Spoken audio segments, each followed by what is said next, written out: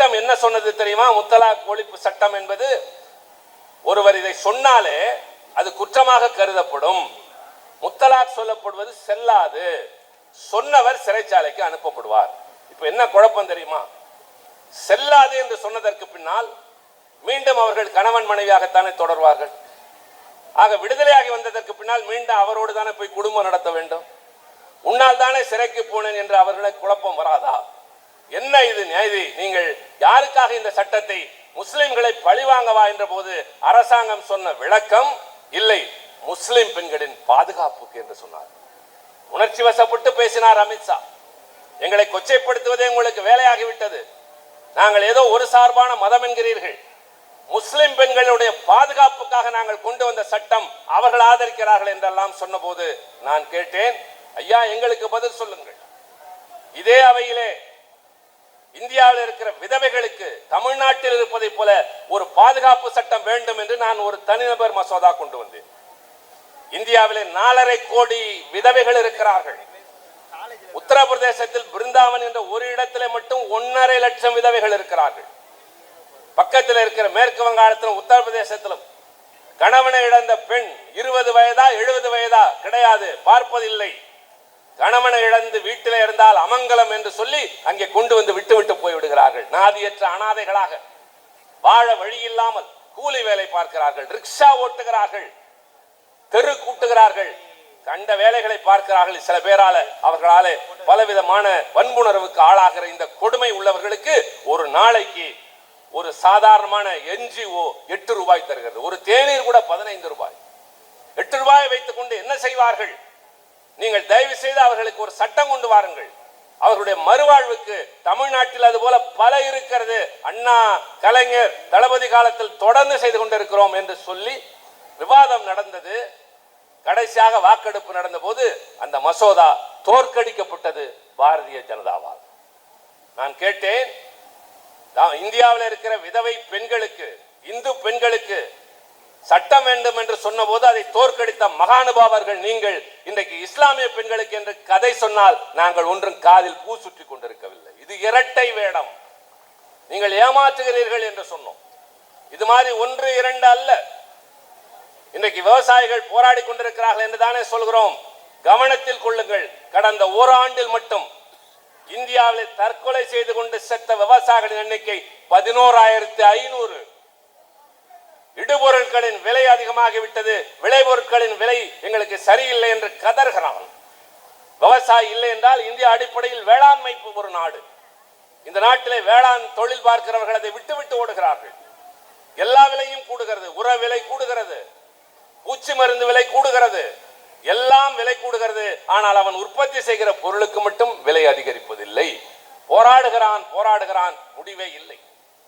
Petrol diesel விலையின் உயர்வாக மட்டும் இந்த ஆட்சியிலே 3 ஆண்டுகளில் கிடைத்த தொகை தயவு செய்து அரண்டு போய்விடாதீர்கள், 7.25 லட்சம் கோடி ரூபாய். தமிழ்நாட்டிலே நம்முடைய தலைவர் தளபதி அவர்கள் மகளிர் பயணம் செய்வதற்கு பேருந்தில் கட்டணம் செலுத்த தேவையில்லை என்கிறோமே, அது என்ன தெரியுமா? மாதம் வேலைக்கு போகிறவர்கள், ஒரு மாதத்திற்கு வீட்டு வேலை பார்க்கிறவர்கள், பாத்திரம் துலக்க போகிறவர்கள், துணி துவைக்க போகிறவர்களுக்கு கிடைக்கக்கூடிய சம்பளம் 5,000 4,000 தான் இருக்கும். அதுல பேருந்துக்கே அவர்கள் செலவழிக்கிற பணத்தில் சுமையை இறக்கி வைத்து 900 ரூபாய் மிச்சப்படுத்தி கொடுக்கிற ஆட்சி தமிழகத்திலே கழகத்தின் ஆட்சி. போதாது என்று அவர்களுக்கு 1000 ரூபாய் மற்ற செலவுக்கு கொடுத்து இன்னும் பாரத்தை குறைக்கிறோம். ஆனால் அவர்கள் பாரத்தை அதிகரிக்கின்ற வகையில் எல்லா விலையும் கூட்டி 7.25 லட்சம் கோடி எடுத்து என்ன செய்தார்கள் தெரியுமா? பெரிய பெரிய பணக்காரன் எல்லாம் வங்கியிலே வாங்கிய கடனை தள்ளுபடி செய்தார்கள். விவசாயியின் கடன் தள்ளுபடி செய்யப்படவில்லை. 4 லட்சம் ரூபாய் கடன் வாங்கிய கல்வி கடன் தள்ளுபடி செய்யப்படவில்லை. ஆனால் 10,000 20,000 கோடி வாங்கியவனுடைய கடன் எல்லாம் தள்ளுபடி செய்யப்படுகிறது. ஒன்று மட்டும் சொல்லி நான் நிறைவு செய்கிறேன். இதெல்லாம் தான் உங்களுக்கு தெரிய வேண்டியது. வீடியோகான் என்று ஒரு நிறுவனம் இருந்தது, உங்களுக்கு தெரியும். தொலைபேசி, தொலைக்காட்சி, பல மின்னணு பொருட்களை உற்பத்தி செய்கிற அவன் திவாலாகிவிட்டான். வங்கியில கடன் வாங்கி இருக்கிறான். எவ்வளவு தெரியுமா? 65,000 கோடி ரூபாய். 65,000 கோடி ரூபாய் தேசியமயமாக்கப்பட்ட வங்கியில், குறிப்பாக ஸ்டேட் பேங்க் ஆஃப் இந்தியாவில் வாங்கி இருக்கிறார்கள். அவன் திவாலானவுடன் வங்கிகள் எல்லாம் தீர்ப்பாயத்திற்கு போய் எங்களுக்கு பணத்தை வாங்கி கொடுங்கள் என்று சொன்னவுடன் தீர்ப்பாயம் என்ன சொல்கிறது தெரியுமா? அதை விற்றுவிட்டு கொடு. யாருக்கு விற்பது என்றால் ஒரு ஸ்டார் டெக்னாலஜி என்ற ஒரு அமைப்புக்கு விற்றுவிடு. அந்த ஸ்டார் டெக்னாலஜி யாருடையது தெரியுமா? இன்றைக்கு செயல்படக்கூடாது என்று சொல்லுகிற அந்த தூத்துக்குடியில் இருக்கிற ஸ்டெர்லைட் ஆலையினுடைய வேதாந்தா நிறுவனத்தினுடைய சப்சிடியரி என்பதுதான் அந்த நிறுவனம். 65,000 கோடி கடன் வாங்கியவனுக்கு எவ்வளவுக்கு விற்க சொன்னார்கள் தெரியுமா? 3,000 கோடிக்கு. 3,000 கோடி வாங்கி வங்கி நஷ்டமடைந்தால் அந்த துன்பமும் சுமையும் நம் தலையிலே வந்து சேரும். அவர்கள் மேல்முறையீடு செய்திருக்கிறார்கள். அதே நேரத்தில் ஒரு பொதுத்துறை நிறுவனம் லாபத்தில் இயங்குகிற நிறுவனத்தை ஒரு தனியாருக்கு குறைந்த விலையிலே விற்று பொதுத்துறையை நஷ்டமடைய செய்கிறார்கள். இந்த விசித்திரங்கள் தான் இந்த நாட்டில் அரங்கேறி கொண்டிருக்கின்றன. நான் நிறைய விஷயங்களை சொல்ல வேண்டியதில்லை. நம்முடைய எனக்கு முன்னாலே பேசிய என் அருமை இளவல்கள் அத்தனை பேரும் தமிழ்நாட்டில் நடைபெறுகிற ஆட்சி இருந்த நிலை மாறி இன்று இருக்கிற உயர்ந்த நிலைக்கான காரணங்கள் எல்லாம் அடுக்கடுக்காக எடுத்து வைத்தார்கள்.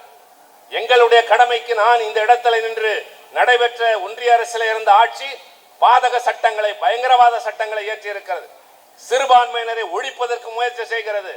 கூட்டாட்சி தத்துவம் சிதைகிறது. அதே போல மதசார்பற்ற தன்மையும் இங்கே பாழாகி போகிறது என்கிற போது நாட்டை காப்பாற்ற வேண்டிய கடமை மக்களாகிய உங்களுக்கு இருக்கிறது என்று மன்றாடுவதற்கு தான் வந்திருக்கிறோம். புலம்புவதற்கு வரவில்லை. இப்போது விட்டால் இனி எப்போதும் இல்லை. தேர்தலிலே இது வேண்டுகோள் அல்ல, அபாய அறிவிப்பு. இந்த தேர்தலில் மட்டும் சுணங்கி இருந்தால் உலகத்தின் தலை சிறந்த ஜனநாயக நாடு இந்தியா என்பது இருக்காது. நாடாளுமன்றத்தில் இப்போதே எங்களை பேச அனுமதிப்பது இல்லை. ஒலிபெருக்கிகள் அணைக்கப்படும். தொலைக்காட்சி எங்களை காட்டாது. எல்லாம் அவர்கள் சொல்வதான் அவை குறிப்பில் ஏறும்.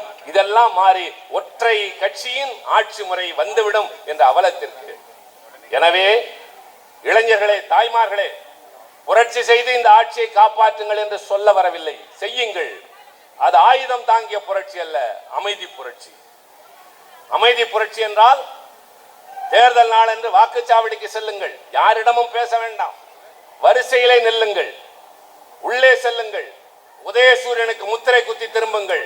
இந்த ஆட்சி கவிழ்ந்திருக்கும். இந்தியா கூட்டணி ஆட்சி மலர்ந்திருக்கும். ஆக இது உங்கள் கையில் தான். அரசியல் கட்சிகள் வாதாடலாம், போராடலாம், நியாயங்களை சொல்லலாம். ஆனால் முடிவெடுக்க வேண்டியது உங்கள் கையில் என்பதால் தான் ஒரு மாபெரும் தலைவனின் பிறந்த நாள் விழாவில் வேண்டுகோள் வைக்கிறோம். எதிர்கால நாட்டை காப்பாற்றுங்கள்.